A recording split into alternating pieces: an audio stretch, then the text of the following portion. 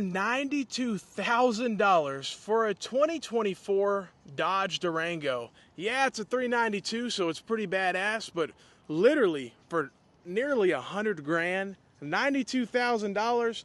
The problem with me is you're going to lose so much money in depreciation. The resale value on these is not good. I had a customer with one of these RTs. They really were upside down, nearly 20K upside down, because they purchased it for around 60 and we offered them in the 30s. Yeah, it was up there in miles, it had like 50,000, but nothing crazy, and they were just so upside down. These do not have good resale value. And this is a regular Hemi. Let's see here. Where is it at? Where? Oh yeah, 62,000. Yeah, this dealership likes to add a $1,000 BS package. Yeah, that stuff just needs to stop, but it is what it is. But for 62 grand, there's just so many other vehicles you can get, and the other one being 92 grand. Yeah, it's cool. It comes with the, you know, the 392, but still, I mean, come on. You're just going to lose too much money. And there's literally a Ram over here I'm about to show you with the $28,000 package or something. You know, one of those Black Widow packages. And so, yeah, the Dodge Durango's cool, but it comes with the 392. Yeah, it's cool.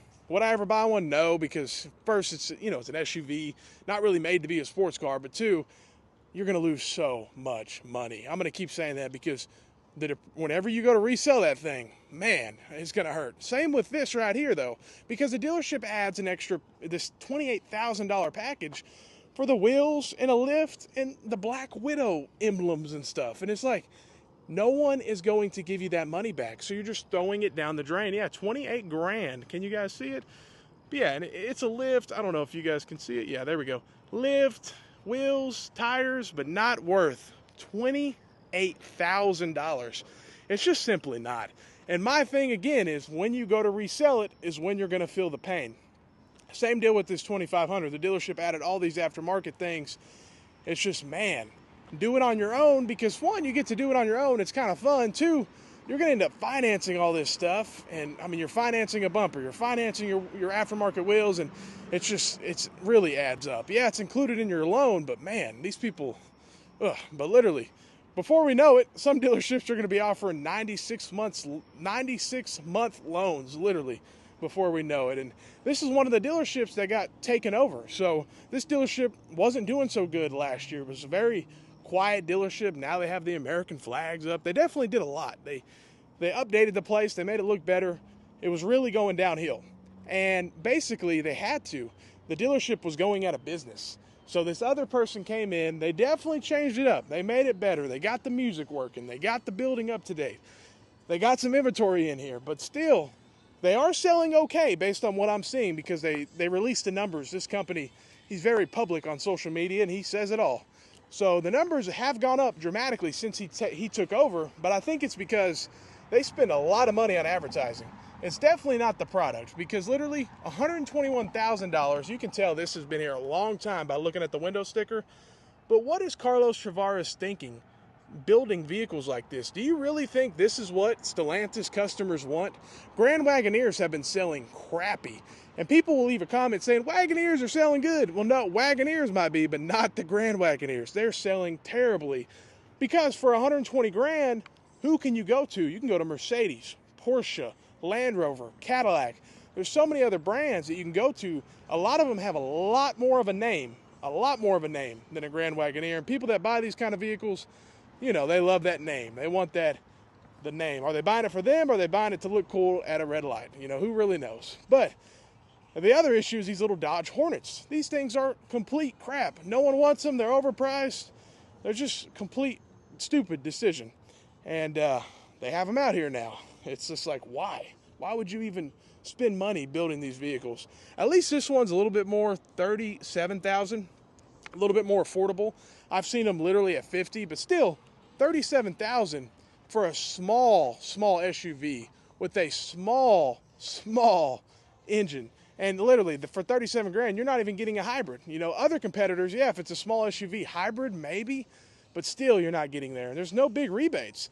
That's the thing about Stellantis. They're trying to look good on paper right now, but it's about to look real ugly because dealers cannot sell their inventory. This stuff's just sitting here. 2025 Rams don't even come with the V8 anymore, and they're all 60, 70 grand. There's another dealership in my area that discounts their Rams nearly $30,000 if it's a higher trim. 30 grand, and they're still struggling to sell it. Literally 30 grand. A lot of that's the dealer discount. They're taking out all their profit. They're just like, Stellantis, please send us more rebates, because that's all they can do. The crappy product's already out here. And it's crappy because, honestly, this right here, I know it has more power. I know it has more torque, but at least leave the V8 as an option. At least leave it as an option. Ford left it as an option. General Motors left it as an option. Both of them said, we have no plans on getting rid of the V8, but Ram did it. And for $63,000, it's just too much money to get an inline six. You see what's going on with Toyota with their issues whenever they switch to a turbo 6-cylinder. So who knows what's going to happen to Ram. It'll take a few years for us to really know how reliable that inline six is, but I'm pretty questionable considering it has 2 turbos. That's 2 things to go wrong that are very expensive, and it's a more complicated engine. And it's just, there's a lot going on. But I do know it's an inline six, so that can be a little less complicated. But when you add 2 turbos on there, it's more complicated. So yeah, there's a lot going on. And this dealership actually has a little bit of a commercial area over here. And surprisingly, this stuff has been sitting here too. I was looking at Car Edge. A lot of their commercial products have been sitting here, not selling. And that's kind of scratches my head. It's the same deal at Chevy. At the Chevy lot, their commercial products have been sitting there for almost longer than any of their retail products. So that makes me wonder about a lot of things, because these used to sell like crazy. During the pandemic, people wanted these nonstop. Now, not so much. They're sitting. But 73 grand, you put your own bed on it. It's actually pretty cool. But this was our problem. When I worked at Chevy, we could not compete with Ram because they could always beat us on price. Always, especially with these work trucks. But these have been sitting here a long time, not selling. So makes me wonder about how the economy is and kind of where it's at right now, because people aren't buying work trucks. So, hey, let me know what you think about what's going on. Let's check that 3500 real quick before we get out of here. We don't get to look at many dualies on the channel. Let's see what we got here. Let's see, 2024 Ram 3500, 71 grand.